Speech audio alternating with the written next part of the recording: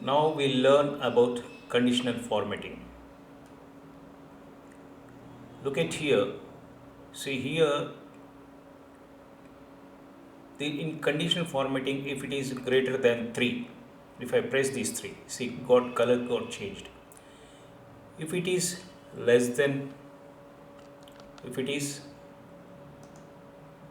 greater than 2,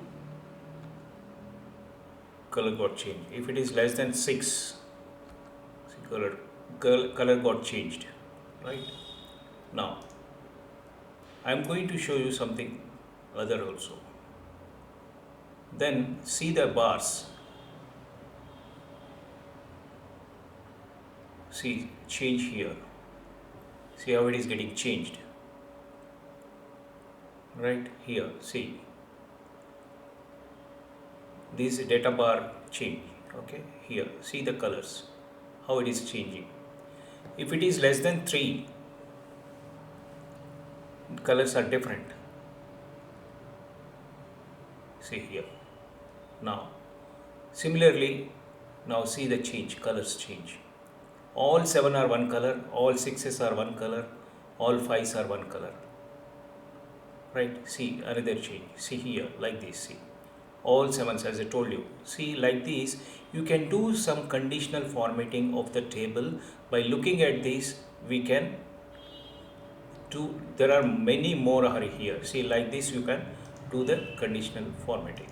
Right, now, here, now I'll show you one more. This is color scaling. This is color scaling. This is bar, okay?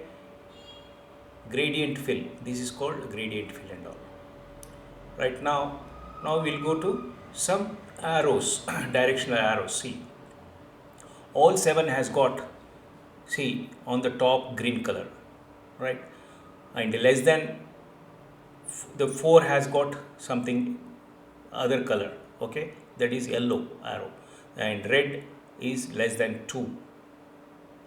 See here, and these dots, and this is signals. See, like these, if you keep if you want a conditional formatting, by looking at these we can assume here. See, tick mark, right, and arrow, that is cross marks, right? Like this you can give, so that looking at data we can visualize very easily and all. Right, see, this is how the conditional formatting is being done. Right, we will come with some more in some more videos. Okay, just like, please subscribe, so that we will be get motivated to show you the some of the many Excel videos and shorts. Thank you.